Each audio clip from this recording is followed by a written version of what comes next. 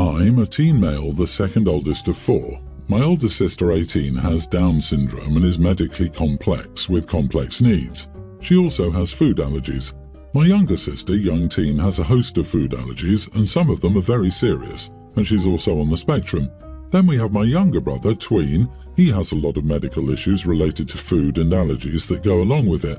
We always try to make sure places are accessible for them, especially because my older sister is in a wheelchair. This means I can be overlooked. It means making sacrifices or accepting that things will never be as far as they would be for a kid in a family with fewer extra or special needs. I'm used to not getting my favourite dishes, and I'm used to not getting my top pick for vacations because my parents don't think it's accessible enough or autism-friendly enough. I'm used to my siblings never getting turned down for that stuff. After a while, it became something I had expected. I was lucky that my maternal grandparents tried to make up for it when they could, and my best friend's family would also include me in their family for stuff like meals out. My favourite restaurant in our city is this Indian place. My favourite dish is their samosas. I can never eat there with my parents and siblings, and we never get takeout from there because it's not deemed safe for all my siblings. Sometimes that stinks, especially when my parents proclaim they always get their kids' favourite food from their favourite restaurant for their birthdays yearly. This year, my parents made a big deal over my last birthday, and they told me to pick my favourite place for us to have a family dinner for my birthday. A family dinner that included extended family. I told them my favourite place, and they told me that wouldn't work. I asked if they wanted my favourite place or a place catered to my siblings. They asked me if I didn't want to cater to my siblings, and I said no. They asked me where I wanted to go, and I said the Indian place. They gave me one of those looks and said they would give me more time to think. A couple of weeks after, they asked me where I wanted to eat for my birthday, and I told them my answer hadn't changed. They asked me if I could really enjoy my birthday knowing it wasn't accessible and safe for my siblings to eat there. And I said yes, since it was meant to be my birthday and they wanted me to say my favourite restaurant. They told me they would book the family favourite and went ahead and did that. The family favourite has nothing I like, I just tolerate it. They had everything planned and invited everyone, and when the evening came for the dinner, I just didn't go. My parents are furious with me.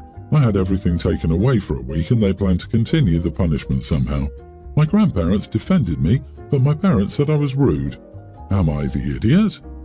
Edit, they hire babysitters for date nights, but they don't ever do that to do stuff with me. Not the idiot. I'm so sorry for you, OP. Your parents failed you. I hope your grandparents or BFF celebrated with you. The more fair alternative would be to order takeout on birthdays, so you can get your favourite and they can get safe foods and you can eat at home or wherever you can host your group. Or maybe one parent takes the birthday kid out for an outing, a meal of their choice, one-on-one time, and cake back at home with the family. I'm sorry, OP. Happy birthday. Of course, they want it to be easier for them, but they asked you for your favourite spot and tried to gaslight you into another place. Sure, it's easier for them, but you've had to do this your entire life. Not fair. As much as they want to include your siblings, they should support you too. Just know in 2 years you can escape, unless you go to your grandparents or BFF to live there now, and they will wonder why you don't want to be with them anymore or care for your siblings when they can't anymore. Exactly. These folks realise that in 2 years you're an adult and likely never come home. Yes? I'm so sorry. Yes, you are the glass child. They never see you. Your parents are morons. They need to understand that the world doesn't revolve around your siblings. Start job hunting if you don't already have a job, and start saving money now so you can move out when you turn 18 and never look back. My parents divorced before I, a teen female, was born. My dad married Bree when I was 5. She has a daughter from a previous relationship, Misty, teen. Misty and I were close growing up, but when we were younger teens, we sort of went our own ways because she ended up with a different group of friends than me. I mean, we still talked and hung out, but it wasn't the same. Anyway, she got pregnant with her ex. Our parents were shocked and angry when she told them, but they said they would help support her. Her friend group dropped her and she got depressed. So my parents asked if she could hang out with me and my friends, which was fine. She did seem to be happier, but as this pregnancy went on, she would get more emotional. 1 minute she's happy, and the next she's all moody. I know it's just pregnancy hormones, and my friends and I tried to be understanding. But then she started getting clingy and wanted to go everywhere with me. We went to the mall and I wanted to try some clothes. She got really upset when she couldn't fit the clothes I was trying on, and she really started crying. I had to ring Dad to come pick us up. After Misty was asleep, I told Dad and Bree I needed a break from her. They told me to be more understanding and to look at it from her point of view. I was frustrated but decided to just deal with it. My friend's birthday is happening next week. Misty wanted to come and I had to tell her I was the only one invited. She got upset and started crying again. My dad and Bree told me it would be nice if I could ask my friend if she could go or stay home and keep Misty company, and I got mad and refused. They started on, look at her point of view. I just had enough and said if I couldn't go, I would move to my cousin's home because I couldn't stand being around Misty anymore. They were furious because Misty heard and they demanded I apologize to her, but I wouldn't. They said it wasn't my fault she got pregnant. Since then, everyone has been tense and my parents aren't talking to me. Misty hardly leaves her room now and I'm feeling bad and thinking I went too far. Am I the idiot? Not the idiot. Why do you have to look at her perspective but no one has to look at yours? You're young and have done nothing wrong, yet you're expected to forego your happiness and youth because she made a foolish mistake. Next time Dad or Stepmom say that, ask that they do the same for you. You are her stepsister, not an emotional support human. You are her stepsister, not her therapist, and you most certainly should not be forced to assist in raising a child you were not responsible for making, because we all know where this is heading. Or, pay attention to this, especially the last sentence. We know where this is going, but if you don't, they will force you to babysit and give up important milestones, prom, homecoming, social events, etc., saying, she doesn't have a chance to live a normal life like you, just this one thing. She is not your child. She made a series of choices that took away her chance. You did not. You don't owe her anything. This. I cannot stress this enough because this is exactly what will happen. You have to watch her baby because she's tired. Look at it from her point of view. And you don't mind deferring going to college, do you? So you can look after Misty's baby? We can't afford to both help Misty and send you to college. Look at it from her point of view. You can hear this right now. Get out of that house and go to your cousin's place, ASAP. My fiancé and I have been together for 7 years. We have an infant daughter together and I have 2 tweens with my ex, who died in a car accident 10 years ago. My fiancé is fantastic. He's excellent with the kids, great to me, super attentive, caring, empathetic and insanely patient. He's never once made me question him, and honestly, our communication is top-notch. Of course, we have disagreements, but they are few and far between. Generally speaking, if we run into an issue warranting a deep discussion, we work it out together with no ill feelings. But he wants to move back to his hometown, and he truly slept with almost every woman there. Despite what it looks like, his body count doesn't bother me, but his hometown is literally so small. Everyone knows everyone, and given how much he got around, you can't even go to a store in that area without running into either someone he screwed or that person's parents. He doesn't associate with any of these people anymore, though he does have friends in the area who do still associate with multiple women in question. I'm not saying anything would happen, but I really just don't want to deal with it. I don't want to go to a parent-teacher conference with him, he goes to every single one, and have to deal with one of his many old partners who just happens to be there with her children, which would likely happen. I don't want to walk into a grocery store or gas station and be met with the, "Hey, you're Matt's wife, right?" I just don't want the attention at all. I moved out of my hometown for this exact reason. Everyone knows everyone. Well, we were in that area last week for his family dinner. One of his exes was there. His sister and her are friends now, though they weren't back in the day. It wasn't awkward or anything. She's cool, actually. But his family was all, "When will you guys move back this way?" I laughed it off. Well, leave and stop at the grocery store. While we were inside, some guy walked over with his girlfriend and said, "Matt, how you doing, bud?"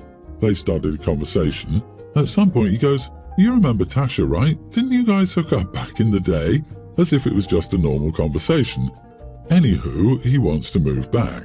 The school system is one of the best in the States. There's a lot of work there and there are a lot of nice properties, and it's close to both our families. My family is in the next town over, but I truly just don't want to deal with it.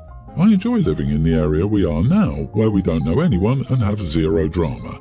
He says he understands where I'm coming from, but keeps saying, "You know it's not like that, right?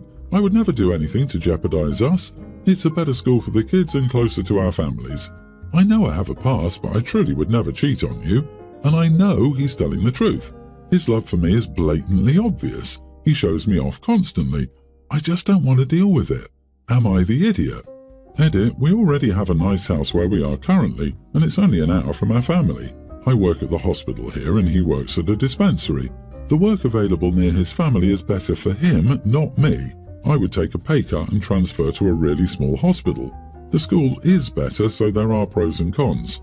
Not the idiot. I don't think people realise how, in small towns, everyone's hobby is other people's business. That's kind of their thing. There's nothing to do except be nosy. I was in high school hearing whispers about how a kid in my grade was born out of wedlock, and it was considered a big deal. In the 2000s. I would not want to be a child of a promiscuous man going to school in a small town. This is a thing. I have an uncommon last name. My uncle was a huge runaround. I shouldn't know that, but I do because of my last name. People didn't even consider I might be his goddaughter when telling me these things. Small towns are nothing but petty drama. It's a lot of crap you invite to your door without even meaning to. Small towns are not for the weak of heart or mind. This is why I never want to move to a small town. I like solitude and people not being in my business, and I know if I moved to my husband's small hometown, I would only ever be Mrs. Jim or Mrs. Madge's son's wife.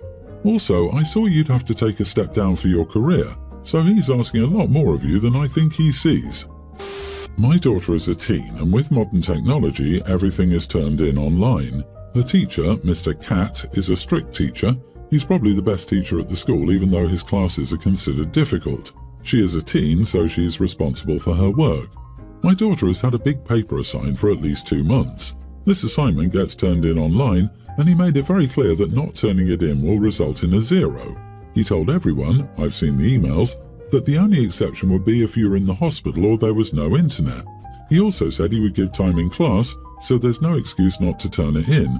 I agree with him since he's made it super clear that this is a hard deadline, and I've experienced hard deadlines a lot in life. Sometimes you just need to turn stuff in on time or deal with the consequences. Last Friday, my daughter wasn't feeling well and asked to stay home. I agreed and reminded her that she still needed to turn anything in since she was missing school. We have good internet and she has her school laptop. She didn't turn it in and got a 0 for the assignment. This has dropped her a letter grade A to a B. We got into an argument when I wouldn't fight with the teacher to let her turn it in. I told her she'd forgotten and she needed to live with the consequences. This is a good learning opportunity since it's a letter grade and not forgetting to turn something in college, which could result in her failing the class or her losing a job for not hitting a deadline. She thinks I'm a huge idiot.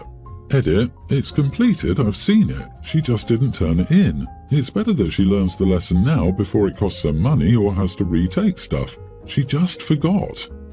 Not the idiot. Wow, you're a rare specimen, parent. A parent who allows their kids to face consequences for their actions or inactions. Way to go. I'm not being sarcastic in the least. Too many parents want to be friends with their kids rather than parent their kids. Your daughter hopefully learned a hard lesson, and you have gained the teacher's respect. She had all day. She just forgot a big assignment? Sounds fishy. Consequences suck but are a fact of life. Also, she's a mid-teen. At this age, she should be the one corresponding with the teacher. I would go to my teacher and not ask my parents to do it on my behalf. She can ask to do extra assignments to improve her grade, etc. Growing up, I never asked my parents to go back for me, so I always find it odd hearing how some have. My husband, 41, and I, 40, have 5 daughters. Avery, young teen, Bella, pre-tween, Cassie, young grammar schooler, Daria, preschooler, and Emily, toddler.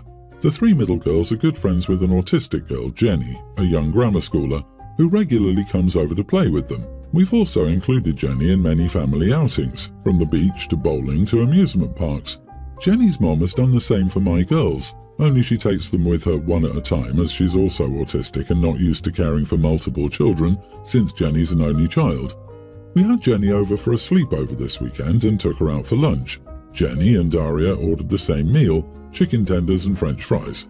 I noticed that Daria finished her chicken before eating her fries, and Jenny ate all but one before moving on to her fries. About halfway through the meal, Avery had to go to the bathroom and offered to take the younger kids with her if they needed to go. Bella, Cassie, Daria and Jenny went to the bathroom with Avery, while my husband and I stayed at the table with Emily. While the older girls were gone, I saw Jenny still hadn't eaten her last chicken tender, and, assuming she wouldn't eat it, gave it to Emily, who ate a little more than half of it before her sisters and Jenny returned. After sitting down, Jenny noticed her chicken was gone and asked what happened to it. I told her, "You weren't eating it, so Emily ate it." She said that she was saving it for last and looked like she was about to have a meltdown, which I still have yet to deal with in public. So I took the little piece of chicken Emily didn't eat and gave it back to her, but she refused to eat it because it had baby germs on it. When Jenny's mom came to pick her up later that day, she told her mother about it. Her mom called me inconsiderate and said I should have waited for her to return and asked her before giving it away. She told me that she often saves certain foods for last too, must be an autistic thing, before having Jenny say goodbye to my girls and leaving. My husband and I talked about this, and he said he agrees with Jenny's mom's point about asking her first. I think she overreacted and the kids haven't brought it up. So, am I the idiot for giving away my daughter's friend's last chicken tender? You are the idiot. Not only did you give someone's food away, but you also attributed her saving food to her autism. I'd be disgusted and insulted if someone handed me a toddler's leftovers and was like, "Enjoy." Yeah, no thanks. I'm sure you're fine eating off your little bundle of joy, but it's going to be a hard pass from me. I could never imagine just giving away someone's food without asking. I don't even take a fry from someone without asking, but to just give away someone's food and then give it back half-eaten, how can you see it's not okay? Do better. The ages don't matter here, the friend having autism doesn't matter here. The only thing that matters here is that you took food from someone and gave it away. I save the best bite for last or the best things on the plate all the time. You don't need to appear so confused by what must be autism. She wasn't done with her meal, period. People eat food at their own pace and in their own way, and it isn't difficult or confusing to just leave their food alone.